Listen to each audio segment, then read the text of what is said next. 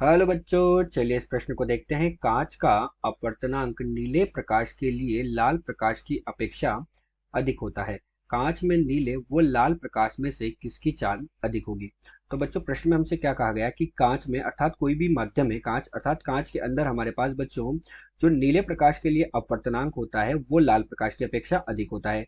यह हमसे प्रश्न में कहा, और अब फिर हमसे पूछा गया है कि कांच में नीले वो लाल प्रकाश में से किसकी चाल अधिक होगी। तो चलिए बच्चों, सर्वप्रथम हम देखते हैं मुख्य अवधारणा। तो बच्चों, इसमें हम क्या देखते हैं कि हमारे पास जो अपवर्तनांक होता है, अपवर्तनांक एन, अपवर्तनांक या अपवर्तनांक एन बराबर हमारे पास बच्चों कितना होता है? सी बटे वी के बराबर होता है, जहां सी हमारे पास क्या होती है बच्चों? निर्वात में प्रकाश की चाल होती है।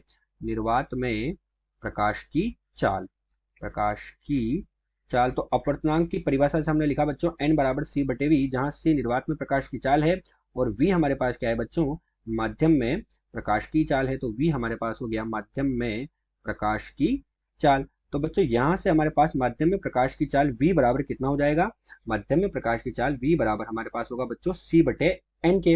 अब बच्चों, यहाँ पर हम क्या देखते हैं कि c जो होता है निर्वात में प्रकाश की चाल, ये हमारे पास क्या होता है? नियत होता है। इसका मान 3 गुणा 10 की घात 8 मीटर प्रति सेकंड होता है। तो ये नियत होता है। अतः माध्यम में प्रकाश की चाल जो है बच्चों, ये अपवर्तनांक n जो है इसके व्युत्क्रमानुपाती होगी। क्या होगी बच्चों?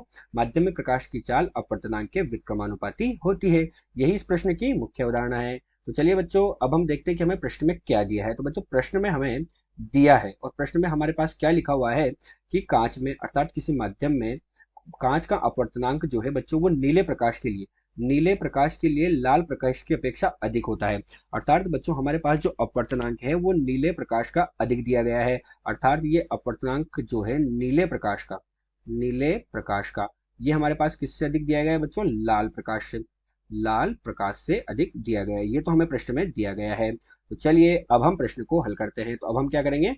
प्रश्न का हल करेंगे। तो हम लिख रहे हैं यहाँ पर प्रश्न का हल, और हमसे क्या पूछा गया है कि कांच में नीले व लाल प्रकाश में से किसकी चाल अधिक होगी। तो बच्चों, मुख्य उदाहरण में हमने देखा कि जिसका अपवर्तनांक अधिक है उसकी चाल कम है, और जिसका अपवर्तनांक कम है उसकी चाल अधिक है। तो अब हमसे पूछा गया कि किसकी चाल अधिक है। तो हम देखते हैं कि लाल प्रकाश का अपवर्तनांक हमें कम दिया गया है, तो इसकी चाल अधिक होगी। तो हम लिखेंगे कांच में लाल प्रकाश की चाल, लाल प्रकाश की चाल अधिक होगी। कांच में क्या होगा बच्चों? हमारे पास लाल प्रकाश जो होगा उस लाल प्रकाश की चाल अधिक होगी, क्योंकि उसका अपवर्तनांक कम है, क्योंकि उसका अपवर्तनांक अपवर्तनांक क्या है?